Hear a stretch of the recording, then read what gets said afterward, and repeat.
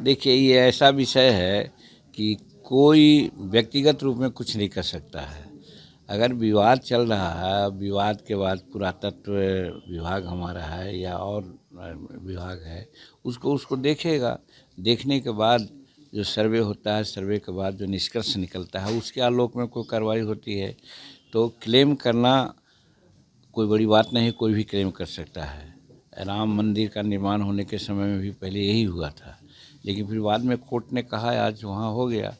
तो मोर और लेस सभी मुसलमान के जो ये हैं मस्जिद हैं, उस पर एक से एक ऐसा दावा किया जा रहा है। तो मेरा कहने का मतलब है कि जब आर्कियोलॉजिकल सर्वे ऑफ इंडिया है, वो जांच रहा है, तो जांच करके निष्कर्ष निकालेगा। अगर उसमें सचमुच में हिंदू धर्म का कोई साक्ष्य मिलेगा तो अकॉर्डिंगली लोग उसको करेंगे। उसमें हमको कहने की क्या ज़रूरत है।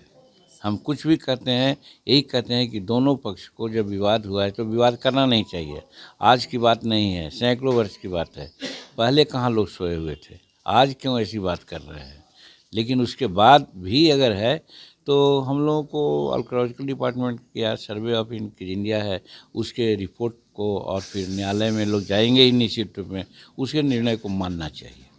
सर, जामा मस्जिद में को लेकर के संभल में भी झड़प चल रहा, सपा नेता भी जा तो रहा हम तो इससे पहले सारी बात कह दिया। आज सारी बातें हो रही है, बहुत सी बातें हो रही है। तो हमारा कहना था कि अगर कहीं कोई बात थी तो पहले से भी इस पर बात होनी चाहिए थी। राम मंदिर का मामला बहुत पहले से चल रहा था, लेकिन अब चुन चुन करके हर जगह मामला उठाया जा रहा है। तो इसको हम कोई फेयर चीज़ नहीं समझते हैं। इसलिए कि जो सैकड़ों वर्ष से कहीं कोई अपना शांतिपूर्वक रह रहे हैं, कर रहे हैं और उस पर हम दावा करते हैं, तो ठीक है, दावा अगर किए हैं हम उचित नहीं समझते हैं। लेकिन अगर दावा किए हैं तो आर्कियोलॉजिकल सर्वे ऑफ इंडिया है, सर्वे करेगा और वो अपना रिपोर्ट देगा। उसके बाद मामला कोर्ट में जाएगा। कोर्ट का जो निर्णय होगा दोनों पक्ष को मानना चाहिए। संभल को लेकर सपा नेता जो अखिलेश यादव है, उन्होंने कहा है कि भाजपा सरकार जो संभल में हिंसा की छिपा रही है, जो सच है उसको छिपा रही है। देखिए, ये विरोधियों का तो कोई तर्क ही नहीं समझ में आता है। एक इसी के साइमल्टेनियसली हम उदाहरण देते हैं कि जब सुप्रीम कोर्ट ने में कहा कि चुनाव में जब विरोधी के लोग जीत जाते हैं तो ईवीएम ठीक रहता है और हार जाते हैं तो ईवीएम खराब हो जाता है, उसी प्रकार से इस प्रकार के उनके यहाँ कोई घटना घटती है तो वो कहते हैं कि भाई ऐसे हम लोग ऐसे किया, वैसे किया, कार्रवाई किया। संभल में जो घटना घटी उसमें भाजपा का क्या मामला है भाई।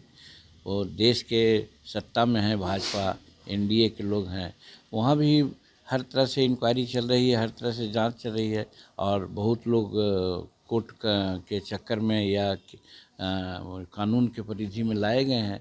वैसे ही अगर होगा तो कोई कार्रवाई होगी। इसलिए व्यक्तिगत कोई आदमी को कहने का क्या उचित है, उनको नहीं कुछ कहना चाहिए। अगर कहते हैं तो सिर्फ राजनीतिक लाभ लेने के लिए वैसा उन्होंने कहा है। सर, लालू यादव ने कल फिर एक बार बैलेट पेपर को लेकर बोला है कि बैलेट पेपर से ही चुनाव होना चाहिए, ईवीएम से नहीं। वो तो पहले हमने कहा कि चूंकि यहाँ हारे हैं तो इसलिए उनको बैलेट सूझ रहा है, और जब जीतते हैं तो उनको बैलेट नहीं सूझता है। ईवीएम ठीक है। आज झारखंड के लोग काहे नहीं कह रहे हैं कि ईवीएम खराब है। झारखंड के लोग कहते तब ना। तो जहाँ वो जीतते हैं वहाँ ईवीएम ठीक है और जहाँ हारते हैं वो ईवीएम खराब है। तो लालू यादव यहाँ इसलिए कहते हैं, हम एक अलग बात कहना चाहते हैं। आप लोग हम समझते हैं किसी को प्राथमिकता देंगे, उनके पार्टी का कोई कार्यक्रम है नहीं। वो जनता के हित में कभी कोई काम नहीं किया। आज भूमि विवाद देख रहे हैं, आज बलात्कार देख रहे हैं, आज लड़ाई झगड़ा देख रहे हैं, उन्हीं के पार्टी के लोगों से 70-80% है। कहने का मतलब उन लोग लाठी भांजो और तेल पिलाओ में विश्वास करते हैं। और यही बात पर वो कहना चाहते हैं कि हमारे लोग लठैत हैं, अगर बैलेट से होगा तो बूथ लूट लेंगे, जीत जाएंगे, इसलिए वैसा वो कर रहे हैं। लेकिन ऐसा होने वाला नहीं है। आज ईवीएम के चुनाव हो रहा है, उसमें पूरी पारदर्शिता है और सुप्रीम कोर्ट ने भी इस आधार पर कहा है।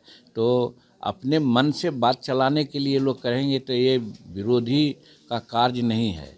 ये समझ लिए, पहले ही हम कर सकते हैं कि वो हार मान लिए 2025 में उनकी सरकार नहीं बनने जा रही है, हमारा एनडीए की सरकार बनने जा रही है। हम लोग भी कह रहे हैं कि नीतीश कुमार पुनः मुख्यमंत्री बिहार के होंगे। इस बात से घबरा करके वो अब बैलेट पेपर की मांग कर रहे हैं। सर लास्ट सवाल ये है कि कल विधानसभा में तेजस्वी यादव ने एक बार फिर से शराब को लेकर भाजपा सरकार पर, एनडीए गठबंधन पे निशाना साधते हुए कहा कि जो भी आ रहा है उसमें बड़े लोगों पे कार्रवाई नहीं करके छोटमैया को पकड़े जा रहे हैं। वो पहले बतावें कि राजद में कितने शराब माफिया लोग हैं।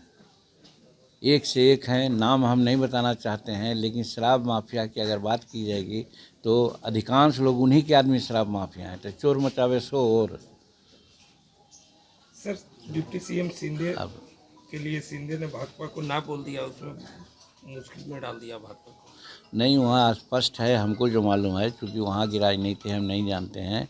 अब 137 विधायक हैं भाजपा के, तो मेजर पार्टियां हैं, इनका 100 से नीचे है। तो वैसी परिस्थिति में वहाँ जो कोई होगा भाजपा का चीफ मिनिस्टर होगा, ये लोग मान के चलते हैं। अब उसी में कुछ इधर उधर की बात होती है, वो चल रहा है। अमित शाह जी और प्रधानमंत्री जी और जेपी नड्डा साहब सफिशिएंट हैं, इस बात को टैकल कर लेंगे। 1-2 दिन में सब निर्णय हो जाएगा। खागड़े साहब का एक बयान आया है सर कि अब जो है कांग्रेस को अपनी रणनीति बदलनी पड़ेगी, तभी कांग्रेस सत्ता में आएगी। देखिए, कोई भी पार्टी हारती है या जीतती है या कुछ होता है तो आत्मसमीक्षा होता है, पुनरीक्षा होती है। उसमें अगर खागड़े साहब बोले हैं तो हम समझते हैं कि उनको इस बात की पीड़ा है कि कांग्रेस में बिना बदलाव किए हुए उसको आगे बढ़ने में दिक्कत होगी। तो उनका अपना विषय है, मैं क्या कहूँ। लेकिन कोई भी पार्टी हारती है तो आत्मसमीक्षा की बात आती है, आत्ममंथन की बात होती है। उसी के तहत उन्होंने किया, क्योंकि सब जगह कांग्रेस की हार हो रही है, उसका जो आधार है खिसकते जा रही है। तो अध्यक्ष के नाते उन्होंने कुछ कहा है तो उनकी अपनी बात है, उसमें हम लोगों को रिएक्शन देने की क्या ज़रूरत है। For exclusive and insightful videos, subscribe to our new channel ABP Live Premium.